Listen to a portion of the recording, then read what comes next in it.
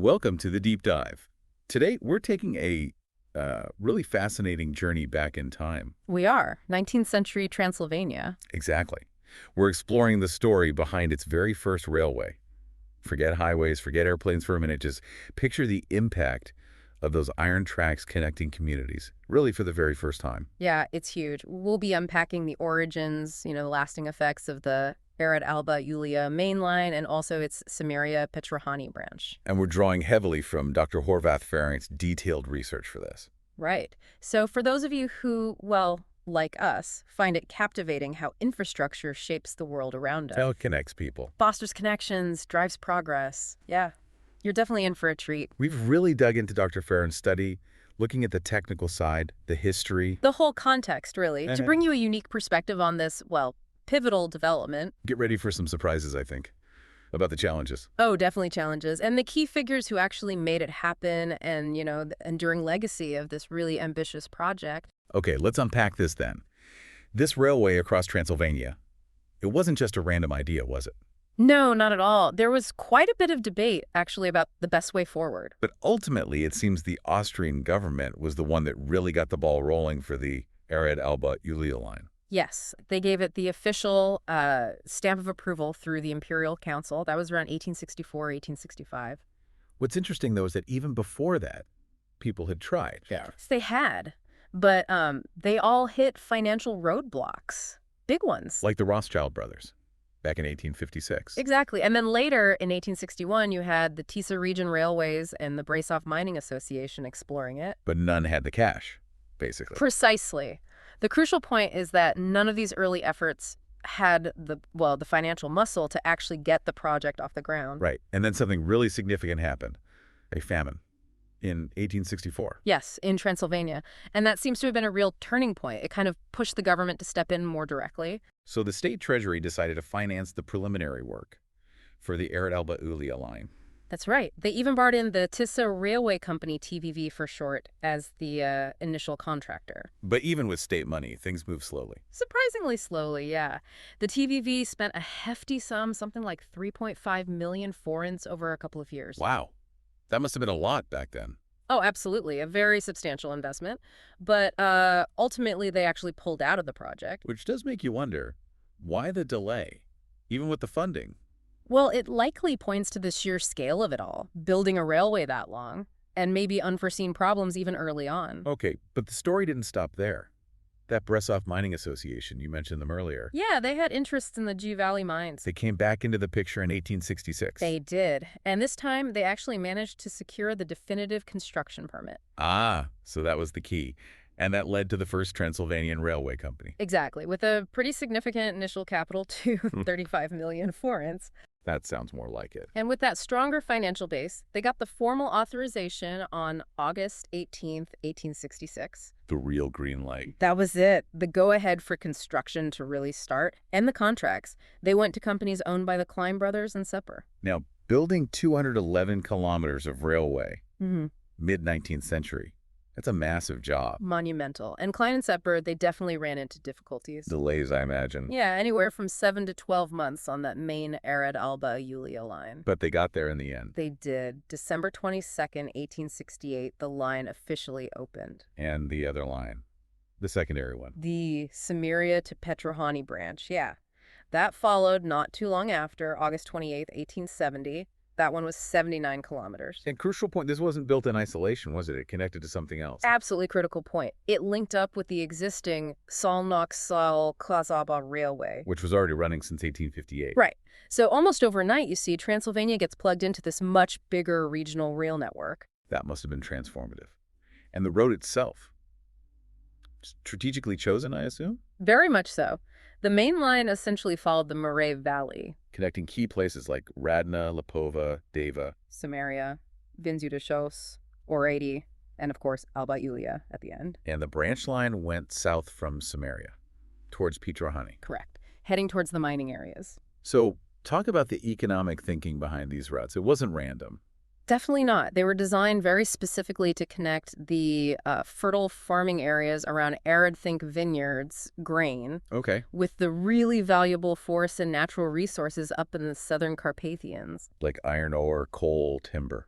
Exactly. And the growing industries in the region, too, that connectivity was absolutely key to unlocking economic potential. The Murray Valley itself, I suppose that offered a, well, relatively easier path. Relatively, yes. The riverbanks often provided decent terrain for laying tracks. And being close to the mountains helped access those resources. Precisely. But easier doesn't mean easy. There were still major engineering hurdles. Bridges, for instance. Big ones. Oh, yeah. 2 major crossings over the Mureș River itself, one at Brănică, one at Vinzudișos. And another big one over the Stray River. Right, between Simeria and Arieti. And the Brănică Bridge story is quite telling, actually. How so? Well, the initial plan was for a completely wooden structure. Okay. Simple enough, maybe? You'd think. But the riverbed at Brănică, it turned out, was really rocky. So wooden foundations wouldn't work? Couldn't do it. Impossible to drive the wooden beams in as planned. So the engineers, they had to, well, pivot, get creative. So what did they build instead? It ended up being this hybrid construction, 258 meters long. Hybrid, meaning? Meaning the middle spans used stone piers, but with parallel metal planks and these curved upper supports. Then the outer spans used wooden tensioning structures on wooden piers. Wow, a real mix of materials and techniques. Exactly. And it shows how things were changing because just about a decade later, a big chunk of the wooden part had to be replaced with iron. Required new stone piers, too. It did. 2 new ones. It just highlights that steep learning curve in early railway engineering. And the other big Murray Bridge at Vinzudișos. Similar story. Somewhat similar, yeah. Started as wood. Then the central section got rebuilt with a metal structure in 1882. Steel this time.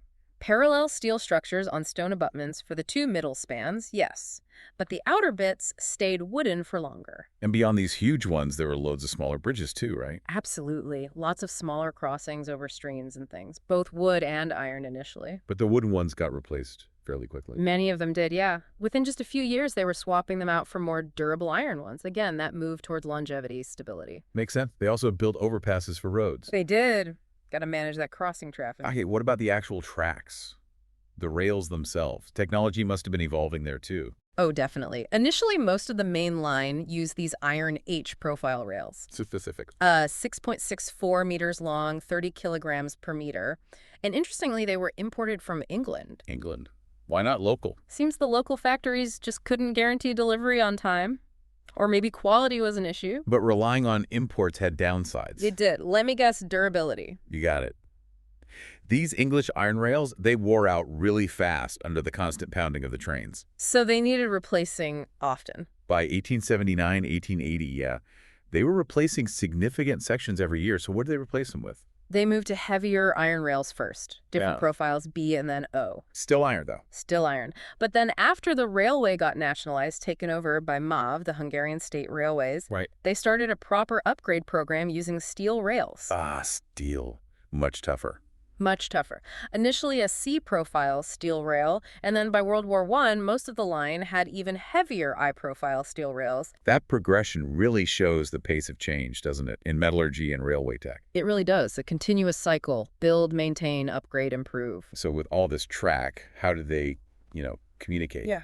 And keep things safe? Also crucial, they laid down a huge network of telegraph lines alongside the tracks, 640 kilometers of it. Wow. Using Morse devices. Yep, 25 Morse devices linking the stations. And for safety, they had a system with 42 bells, 192 clock bells to signal train movements. Clock bells. Yeah, part of the signaling system. And 10 slow motion indicators. Pretty basic by today's standards, but essential back then for coordination and avoiding accidents. All this infrastructure must have cost a fortune. It certainly did. The average cost worked out to about 120,600 forints per kilometer.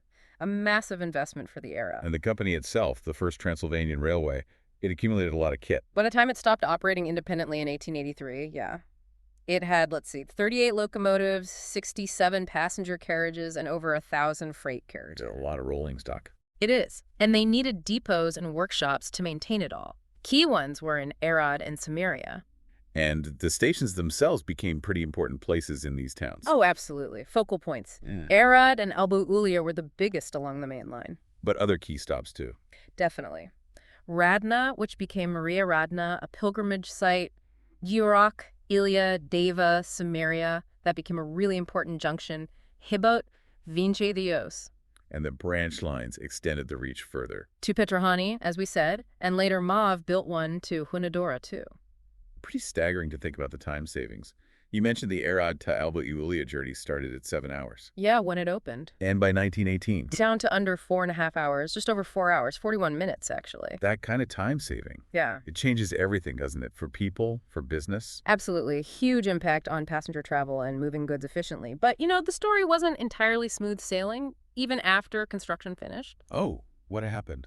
Well, the contractors, Klein and Sepper, they actually sued the railway company. Really? Why? Claimed unforeseen costs, losses during the work. They eventually settled for an extra 3.5 million forints. Another big payout. And it sounds like the railway company itself struggled financially, didn't quite perform as hoped. That's right. MAV, the state railway, made a strategic choice to divert a lot of the Transylvanian traffic onto a different line, the Oradea-Cluj-Taiai one. Even though the Arad-Alba-Iulia line was shorter and cheaper to run. Exactly. Which, you can imagine, hurt the profitability of the first Transylvanian railway company. They struggled to cover their bond premiums. So the state had to bail them out. Essentially, yes. They received big annual payments from the state as an interest rate guarantee. By 1883, that added up to nearly 24 million forints. Wow. So inevitably, the state ended up taking it over. Pretty much. The company accepted the government's offer in 1883, and it was all formalized by law in 1884. And then it became part of the MAV network. Fully integrated. And ironically, MAV then started directing traffic back to the Arad-Alba-Iulia-Taiai route because, it was more efficient and cost-effective after all. Funny how that works out. And these lines didn't stay as dead ends for long, did they? Alba, Iulia, and Petroșani? No, definitely not. Connections were built fairly quickly. Yeah. The Alba-Iulia-Taiai line in 1871 was crucial. Built by a different company, the Eastern Railway? Yes. And that linked the two main Transylvanian railway arteries together. And the Arad-Timișoara line opened the same year. It did. Plus, various local branch lines started sprouting off the original first Transylvanian railway tracks, gradually building that comprehensive network across the region. Okay, let's pivot a bit to that Simeria-Petroșani secondary line. You said it went through much tougher terrain. Oh, absolutely. That 79-kilometer stretch was a real engineering headache. Very mountainous. Its main purpose was? Connecting the main line to the Jiu Valley. Hugely important mining region, coal, minerals. So the traffic on that line was mostly industrial. Coal or steel products. Predominantly, yes. That's what it was built for. Transporting coal out, iron ore from near Kalan, manufactured steel goods. That was its bread and butter. And the route itself was an achievement. A remarkable feat, really. From Simeria, it followed the Strelui Valley up to a place called Cravadia. Okay. And then, to get into the Jiu Valley proper, it had to go through the Banieza Tunnel, 614 meters long. Building a tunnel that long back then? Yeah. That's seriously impressive. It really is. And almost the whole line was climbing uphill. Steep gradients. Pretty steep, yeah. Maximum slope was 16.7 per mil. Can you translate that? Basically a rise of 16.7 meters for every 1,000 meters of track, which is tough for the locomotives they had then. There are lots of curves, too. Loads of curves, some really tight ones, down to just 189 meters radius, which also made things tricky, engineering-wise and operationally. They often had to follow the contours of side valleys to manage the climb. I bet the earthworks were immense, moving tons of rock and soil. You are absolutely right. They had to build embankments over 20 meters high in places. Wow. And besides the big Baniza tunnel, were there others? Yes, 7 smaller tunnels along the way. And interestingly, some of the smaller ones actually needed reinforcing later. Why? Problems with the original construction. Seems like it. Construction flaws meant they had to add vaulting inside later on. And mountains often mean landslides, right? Was that an issue? It was, especially during construction. The section between Cravadia and Banieza was particularly prone to them. So how did they deal with that? A lot of drainage work. Yeah. Digging channels, building retaining walls to hold the slopes back. Stabilizing the ground was a major task. And more bridges on this line, too. Of course. Culverts, small wooden arch bridges, and 5 larger wooden bridges. Which, like on the main line, got replaced. Yep, same story. Replaced with iron within about 10 years. They also built several viaducts to cross valleys while keeping the gradient manageable. And the tracks, same iron rails initially. Yes, started with the same 30-kilo iron rails, but again, because of all that heavy mining traffic. MAV upgraded them after nationalization. Exactly. They put in heavier steel rails in the 1890s. They also expanded the stations, added sidings, built new stations and turnouts to cope with the volume.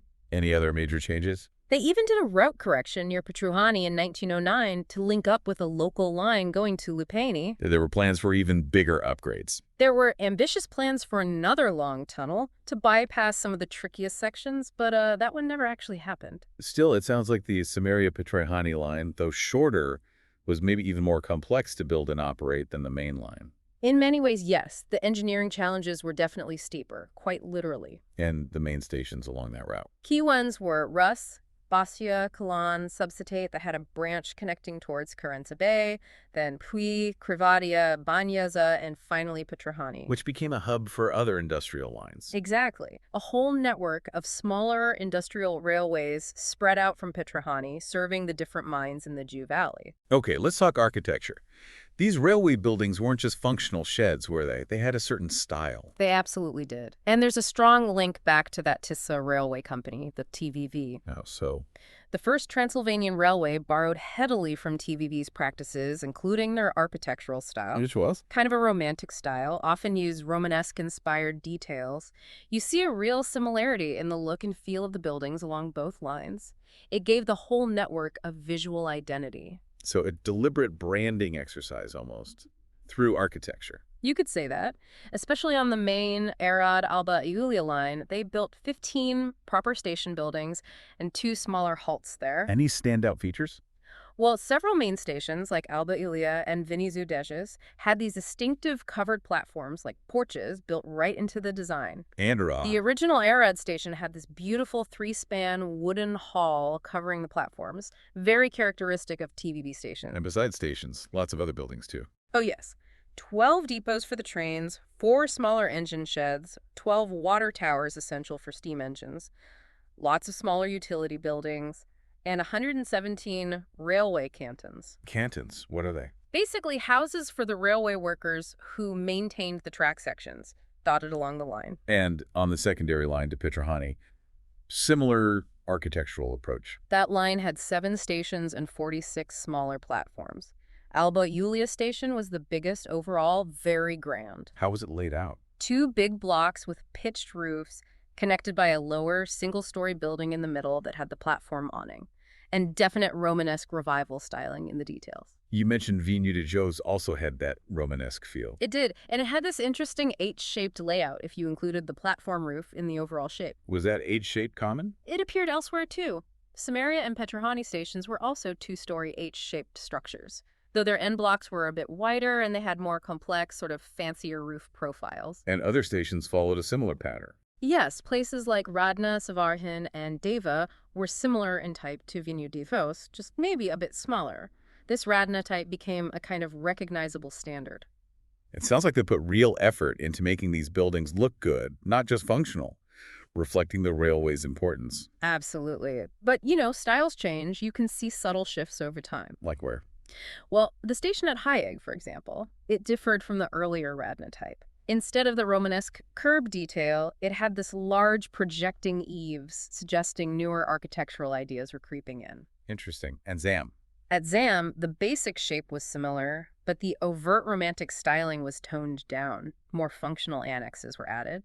And on the Petroșani line, you saw more single-story buildings, like at Banya, kind of a standard for the smaller stops on that secondary route. What about the purely functional buildings? Water towers, depots, did they get the same design treatment? The water towers were often quite nicely designed, actually. Usually a central tower, maybe some minimal Romanesque decoration. But the depots, the engine sheds, they were generally much more utilitarian, plain, functional buildings for housing and fixing the equipment. And Arad and Simeria, being the big hubs, probably had more extensive facilities. For sure. In Arad, the first Transylvanian Railway built its own separate admin building near the TVV station. 2 levels. House management, offices, some workshops. It had nice details, like decorative closed balconies. But Simeria was the main workshop center. Yes, which meant its station complex grew and was rebuilt over time.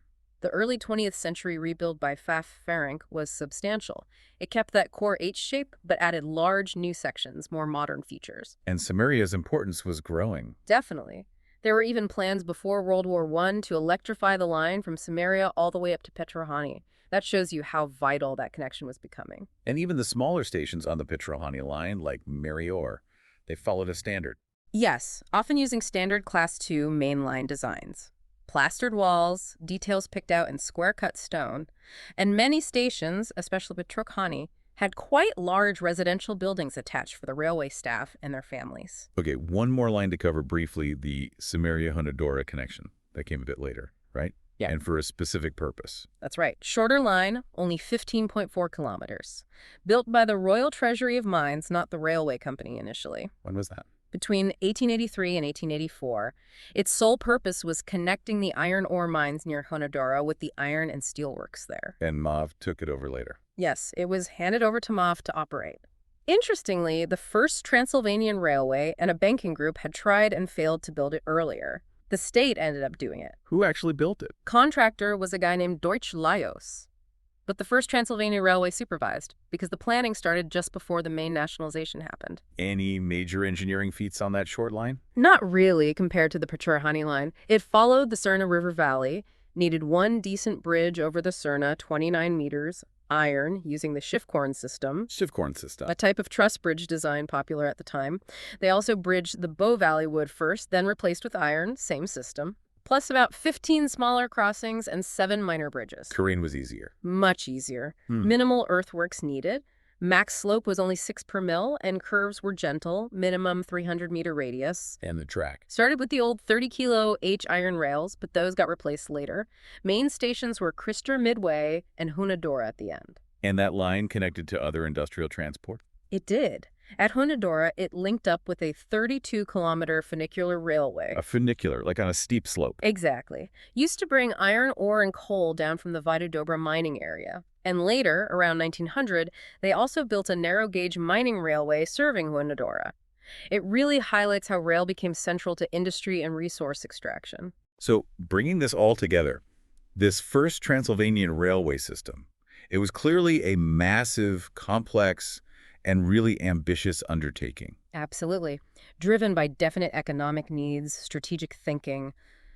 But wow, did it face challenges. Financial woes, tough engineering. Legal battles even. And as we've seen, it left behind this significant architectural legacy too, in its stations and buildings. And it really gives you that aha moment, doesn't it? Thinking about it. The story isn't just about laying tracks. Not at all. It's about that complex dance between government policy, private companies trying to make a profit, and that fundamental need for regional development, especially in 19th century Europe. You can just see how this one project acted as this huge catalyst. Yeah, spurring industry, linking communities that were previously quite isolated. And even shaping the look and feel of the towns and landscapes it passed through. Which leads to a really interesting thought for you, the listener, to maybe mull over. Well, think about all the debates, the financial struggles, the state eventually stepping in for this pioneering railway. How do today's huge infrastructure projects, maybe a high-speed rail, maybe massive digital networks, how do they echo or differ from these historical patterns? What lessons can we actually learn from Transylvania's first tracks, with all their successes and setbacks, as we try to build the infrastructure of the future? Exactly. Something to think about.